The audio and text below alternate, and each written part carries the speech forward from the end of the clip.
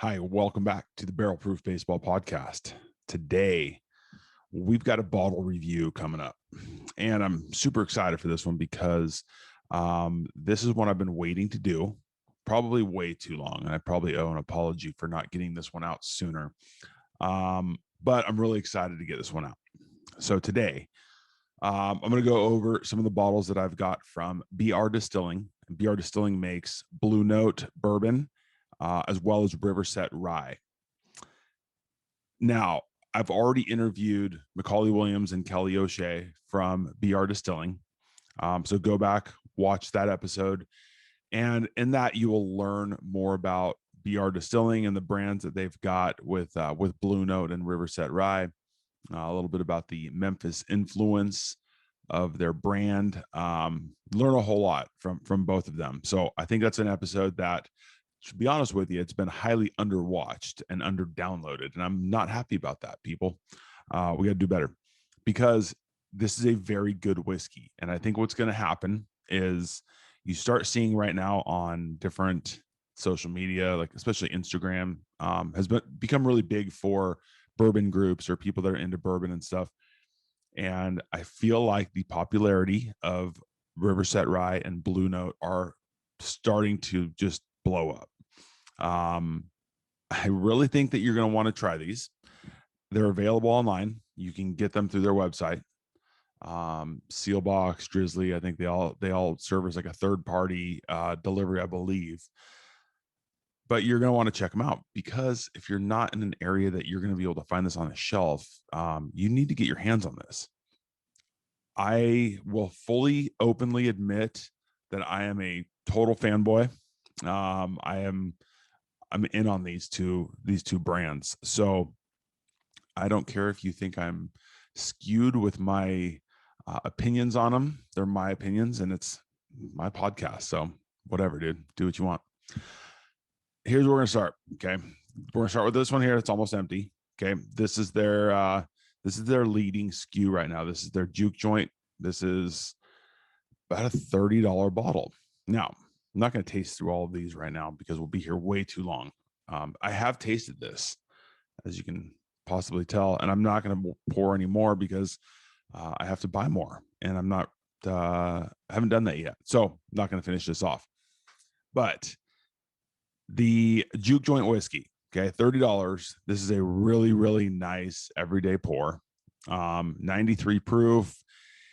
You're going to find that this one here is, I think when you compare this to other $30 whiskeys, I think you're going to be blown away. I think it's way better than what you're going to find typically from even major brands for $30. This for me is one that if it was always available on my shelf or always available in stores near me, would always be on my shelf. Because you can have it in cocktails because it's got a high rye percentage. I think it's 21% rye. So it holds up really nicely in an old fashioned. It's really good neat. It's even good with a little bit of water, even though that's not my go-to, but it is good that way. Really sweet, oaky on the nose. You get some really nice spice and it really lingers nicely from that rye. I really like this one. This would be my everyday if it was on my shelves. Definitely recommend picking up a bottle of this for $30. The second one that I've got from Blue Note is their 9-year. Now their 9-year here. The first one though, Juke Joint's aged 3 to 4 years. This is 9 to 10 years. This one here this is their flagship bourbon. This was they originally went to market with, and they actually went to the Juke Joint as kind of more of a daily sipper. I believe online this one's $55. I could be wrong, but I believe $55 for this one. It's an outstanding whiskey. It's a combination of two different mash bills. It's sitting at 84% corn, 8% rye, 8% malted barley, and a mash bill of 70% corn, 22% rye, and 8% malted barley. So I take those two mash bills, blend them together, and they come up with the 9-year. So this is a really nice one. It doesn't have the spice that the Juke Joint has. It's a lower rye content, or at least lower rye spice. It's definitely more sweet. They talk about maple, butterscotch. I definitely get some maple. Now it's like a dulled down maple syrup type, but it's not overly sweet. Like it doesn't taste sugary sweet. It's just not, doesn't have the spice that the Juke Joint does. If I was to pick between the two, I prefer the spice of the Juke Joint. But I think that there's a lot of complexity with the 9 year. They've also got, I think they've got a 10 year. I want to say 17 I've seen. And they've got a single barrel that I've got to get my hands on. And I've been hitting up people on Instagram to find me a bottle of that because it looks delicious. So this one, like I said, $55, I believe, online. A little bit sweeter, but not as much spice. Outstanding bourbon, and definitely one that I think is a step up from the Juke Joint. Although my preference, I go to the Juke Joint personally. The next one is Riverset Rye. So Riverset Rye was kind of made to be a complement to the Juke Joint, right? You've got similar packaging. They do look very similar, and they're at similar price points too. They're both $30. 93 proof, just like the Juke Joint. The age on this one is 4 years minimum. Okay, so this as a rye. Okay, now I'm kind of a newer rye drinker, and I'm starting to absolutely love them. I'm liking the higher spice or the higher rye content in bourbons. I just like that spice. It just works for me. So this one being at 95% rye, 5% malted barley definitely fits into that category of a, very high rye. And I love it. They had mentioned when we had the interview that you're going to go watch, now that you know that it's up, they mentioned apple cinnamon flavor on this. This one for me, okay, it's got a really, really like nice nose. Like there's some spice to it, but it doesn't burn. It's not overwhelming like ethanol-y alcohol. It just is really, really nice. You get some of that. It's just crisp. It's a very clean flavor or clean nose. It doesn't burn. You get that spice, but yeah, you get that spice. You get that like that lingering towards the back of your tongue and like back towards your cheeks.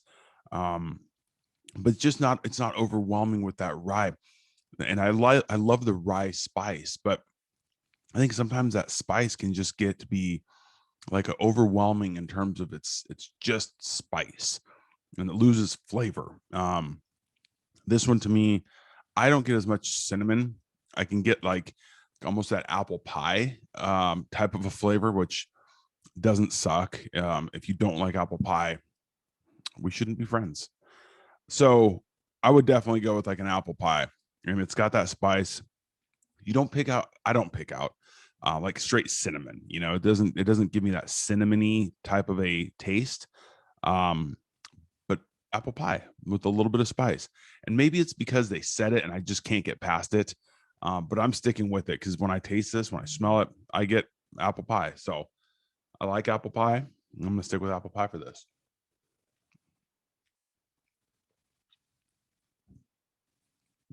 Yes, I love it. Yeah, $30. Can't beat it. Okay. Find this one, Riverset Rye. Now, I bugged Kelly O'Shea for a little bit, and she was nice enough to get me the single barrel. This is the Riverset Rye on steroids. It's a 119.9 proof.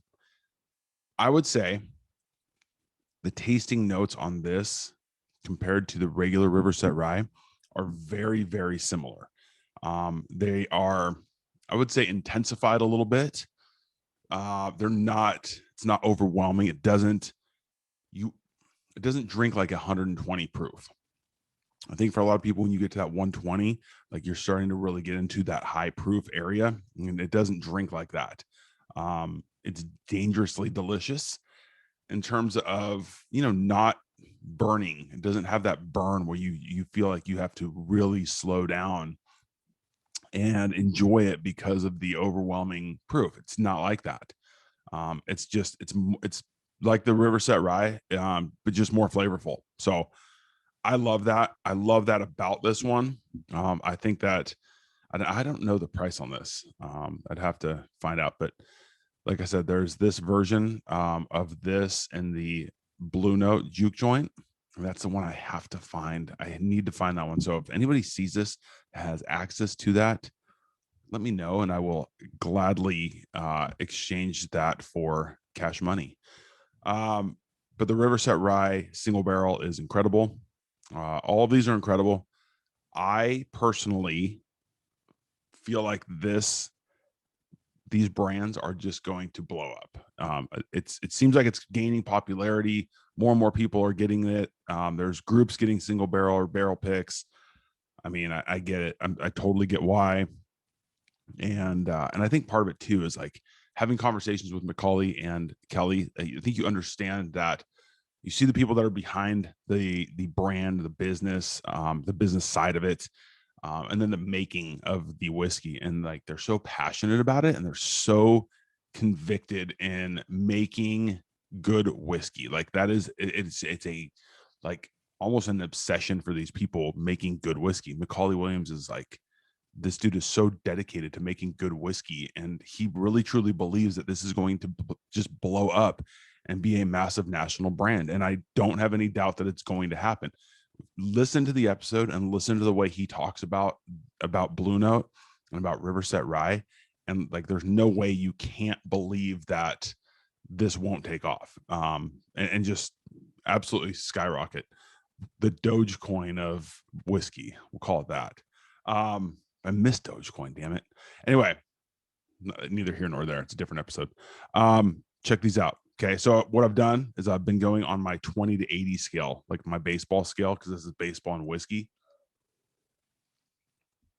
So 20 being, major leaguer, but not like a great one. 80 being Hall of Famer. 50 right in the middle is just your average big leaguer. So think about a 50 being just an average bourbon, just a whiskey that you like, that you'll enjoy. You're not going to brag about it to your friends, but it's good. It's good. Below that, you're probably going to have it by yourself, or just something that you're not going to, go around telling all your buddies about that they need to try. So that's where we're at on the scale. So I got to rate all these. Now, don't let my fanboy status skew you in your beliefs or believing what I tell you, because this is my opinion. Like I said earlier, it's my podcast, so I can do whatever the hell I want. This one, the standard. Okay, I have to go. I can't give anything an 80. Like there's no such thing as an 80. But I am going to go with a 70 on the Juke Joint, purely because for the price, the proof, and the flavor, I don't know that there is a better $30 standard bottle that you're going to find. I think there's some standard bottles from companies that are delicious that are $50. But I would say that for a $30 bottle, for what you get and how good this is, I don't think you beat this. And I think this is a $50 bottle. Personally, I would, if I paid $50 for this and got this, I would be perfectly happy with that buy. So I'm going to, that's just what it is. I'm going 70 on this guy. On the 9-year, this is delicious. It's delicious in a different way for me because, like I said, it's got the sweetness, it's got that maple. I really enjoy it. It's probably got a little bit more complexity to it than the Juke Joint does. However, I prefer the spice from the Juke Joint. So being completely fair in the quality of the bourbon, I'm going to give this one a 65. Okay. Purely because I like the other one better because of the spice. But 65 would make me go buy it any day of the week. Okay. The Riverset Rye almost is in that same boat as the Juke Joint, because a $30 rye, 93 proof, the flavor that you get from it is delicious. I think this would be my favorite everyday rye. My only knock is it's short. It doesn't linger as long as I would love for it to. The flavor, the price, the proof point, all those things considered, I would give this a 60. I love it. It, like I said, would be my everyday rye, um, because of all of those things, right? It's delicious. It's the cost is perfect. I mean, everything about it, I'm in on it. 60 means I'm buying it and keeping it on my shelf. 70, no doubt. It's a souped up version of the Riverset Rye, the standard one. However, the shortness of the rye, where it doesn't linger as long as I would like for it to, that is addressed in this one. So all of the flavors are magnified on this.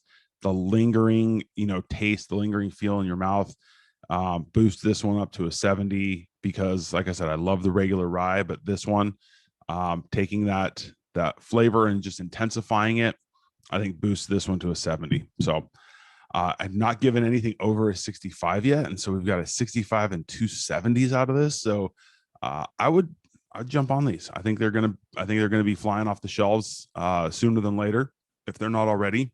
I fully believe that they're going to be a massive national brand because the people behind the brand believe it, and they're going to do everything in their power to make sure that happens. So again, support BR Distilling. Go check out Blue Note. Go check out Riverset Rye. Find them on social media. They're awesome. Go find me a bottle of the single barrel Juke Joint. And if you do, we'll be friends for a long time. I would really appreciate that. That's all I got. Let me know what you think. Check out the description box below for some sponsors and leave some comments. If you've tried any of these, if you think I'm way off, you're wrong, but go ahead and tell me if you think that. But I would suggest checking these guys out. All right. Give me some thoughts. See ya.